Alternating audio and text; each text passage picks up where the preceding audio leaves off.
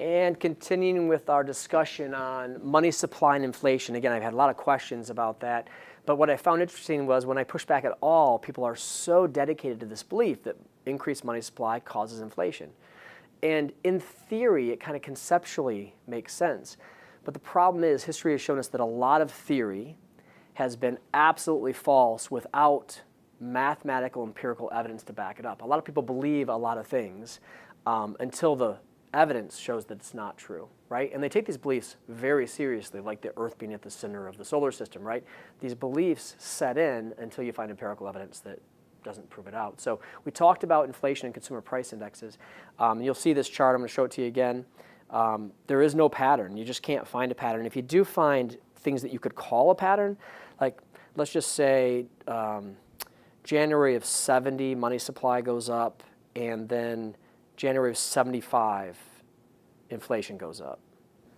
That's a 5-year spread. In between, actually, money supply crashed, right? So, it's really hard to find any true correlation. And then, of course, you see a huge jump in money supply in July of '02 and no corresponding demand, right? No corresponding consumer inflation. So no really pattern that we can find. And here's another chart of it that's a really great graphic. What you do find direct correlation is money supply and GDP correlate directly. Well, that's a good thing, right? We put more money in the economy and GDP accelerates. Inflation is the red line at the bottom. And you can see it doesn't really correlate at all over this long time period. So you get a direct correlation, really an overlay of money supply and GDP, but you get almost no correlation with consumer price index.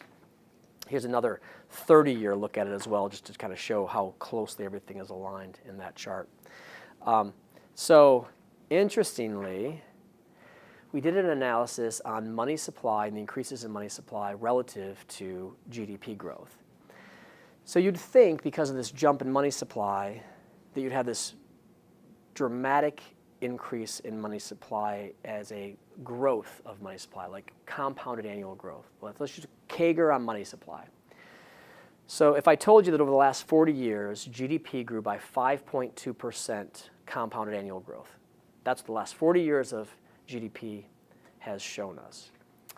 Interestingly, money supply over the same 40-year period grew by 6.2% compounded annual growth. I mean, it's barely noticeable. Actually, it ties out directly with this chart, right?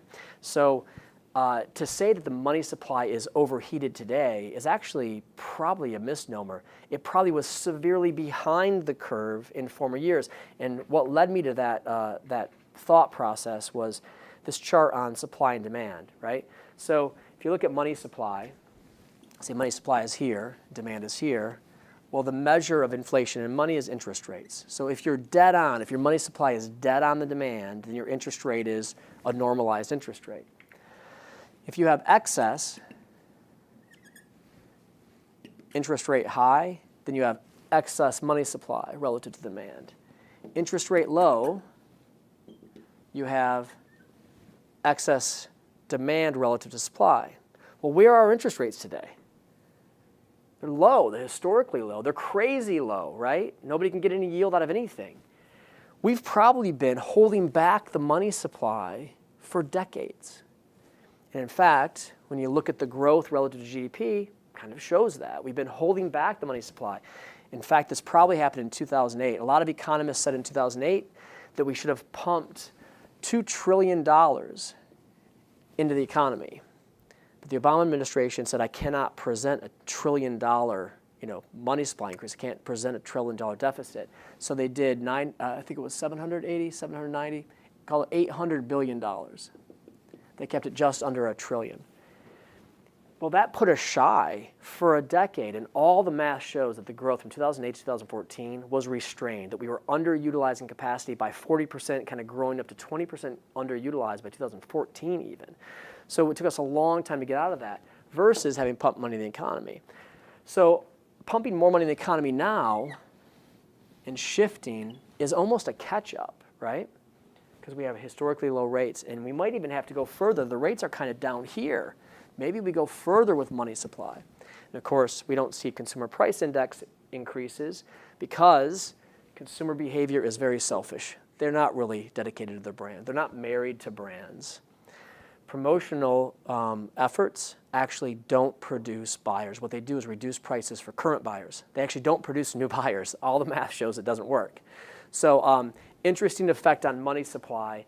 We've probably just been catching up to GDP growth with our current money supply growth. So in the next video, we'll talk a little more about where inflation does show up.